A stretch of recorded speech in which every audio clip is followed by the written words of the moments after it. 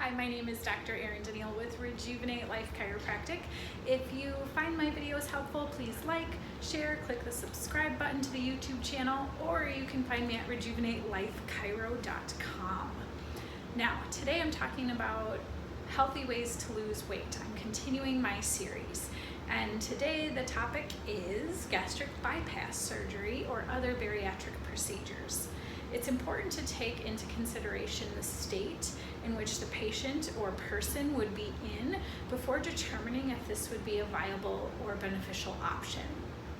There are much more serious health risks associated with this type of procedure.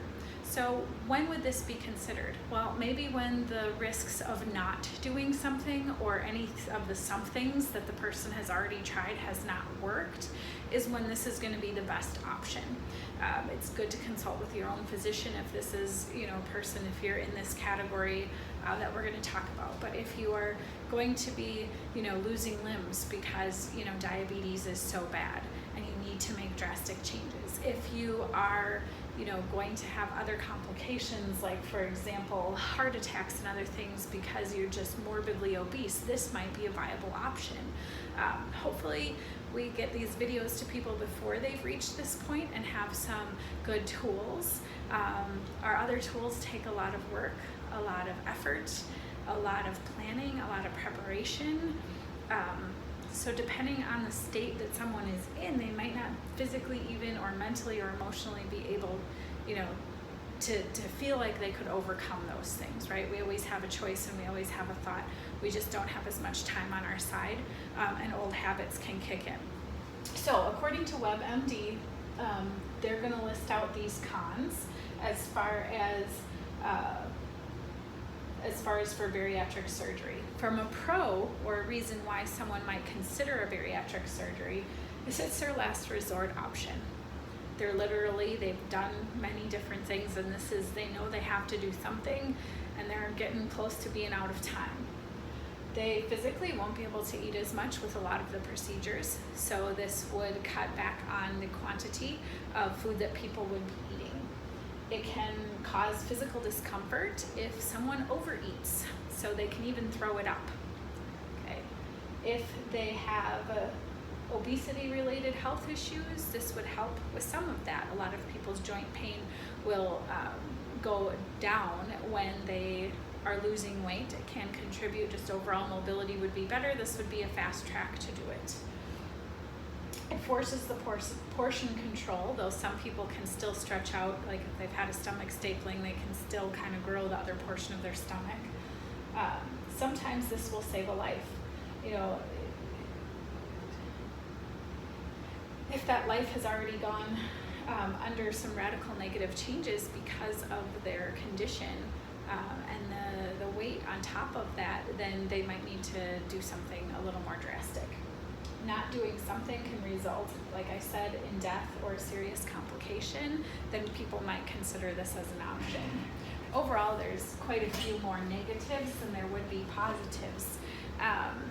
According to the WebMD article, short-term complications would be things like wound infections and excessive bleeding and breathing problems. So short-term.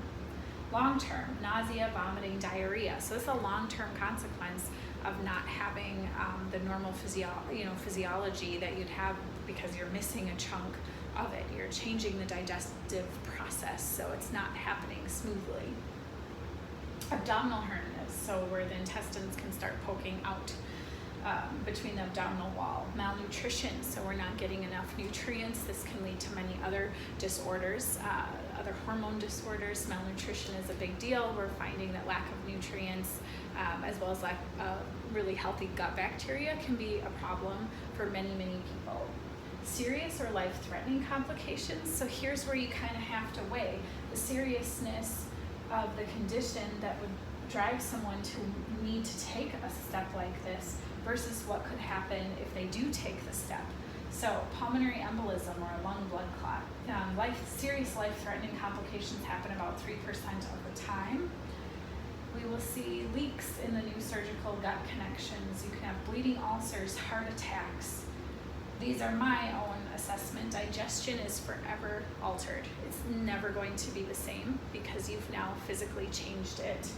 You'll have a decrease in the absorption of nutrients, and we still didn't do anything for changing the habit of how a person got to be in a state that they would consider this kind of a procedure to begin with, in which we might have emotional eating or that underlying concept of just not feeling good enough, or using food as a comfort, as well as the weight as a way to hide from the world. So there's lots of emotional components. So it would be